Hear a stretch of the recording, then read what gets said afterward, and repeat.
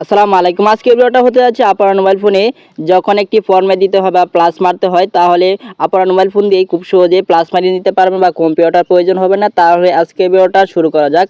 বেশি কথা না বলে মোবাইল স্ক্রিনে চলে আসার পর আবার সবার প্রথমে আপনার মোবাইল ফোনের লকটি বা খুলে নেবেন। এবার চলে আসার পর এখান থেকে লকটি খুলে নেবেন। আমার মোবাইল ফোনে লক দেওয়া নেই, তার জন্য লকটি খোলা হয়ে গেছে একবারে।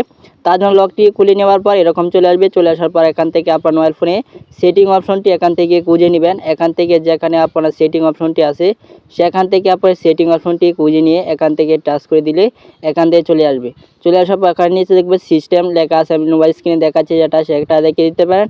সিস্টেম লেখার সাথে সাথে অ্যাবাউট ফোন বা রিপোর্ট ফোন এখানে টাচ করবেন। এখানে টাচ করার পর নিচে দেখবেন একবারে অল ডাটা, এখানে টাচ করবেন। এখানে টাচ করার পর আপনার এখানে টাচ করার সাথে সাথে লক চেতে পারেন। লক দেওয়া থাকলে লকটি দিয়ে কন্টিনিউ আইকন আছে সেখানে দিয়ে টাচ করে দেন। আপনার মোবাইল ফোনে এরকম চলে আসবে। এরকম চলে আসে এখান থেকে প্রায় 1 থেকে 5 মিনিটের মতো সময় নেয়।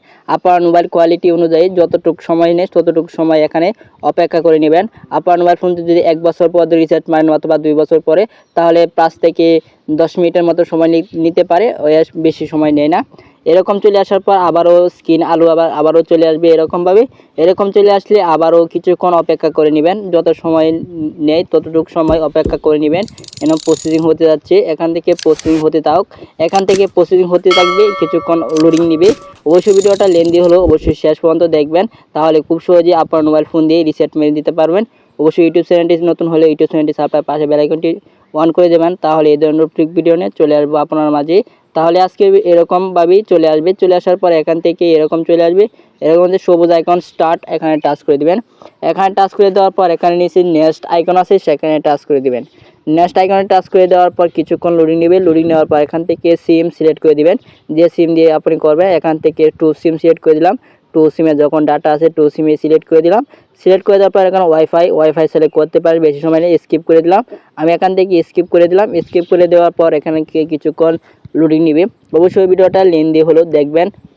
লোডিং নেওয়ার পর এখান থেকে সব পারমিশন আছে চালকে আছে সেগুলো দেখবেন। দেখার পর অ্যালাউ, এখান থেকে টাচ করে দিবেন। অ্যালাউ আইকনে টাচ করে দিবেন। অ্যালাউ আইকনে যদি লোডিং নেই, লোডিং নেওয়ার পর এখান থেকে আপনার লক দিতে পারেন মোবাইল ফোনে। এখান থেকে স্কিপ করে দিলাম আবারও। এখান থেকে লক দিতেও পারেন অথবা স্কিপ করে দিতে পারেন, আমি স্কিপ করে দিলাম। স্কিপ করে দেওয়ার পর এখান থেকে কিছুক্ষণ লোডিং নেবে। লোডিং নেওয়ার পর আপনার মোবাইল ফোন প্রসেসিং হতে থাকবে। আপনার মোবাইল ফোনে যখন নতুন মোবাইল ফোন কেনেন তখন জিমেল বা কোনো কিছু থাকে না, আপনার মোবাইল ফোনে একদম নতুনের মতো হয়ে যাবে। দেখেন সব কিছু আপনি নতুনভাবে সেট করে নিতে পারবেন এবং জিমেল খুলে সব কিছু ব্যবহার করতে পারবেন। আজকে এই ভিডিওটা দেখে যদি একটু পেতে ইউটিউব চ্যানেলটি সাবস্ক্রাইব, পাশে বেল আইকনটি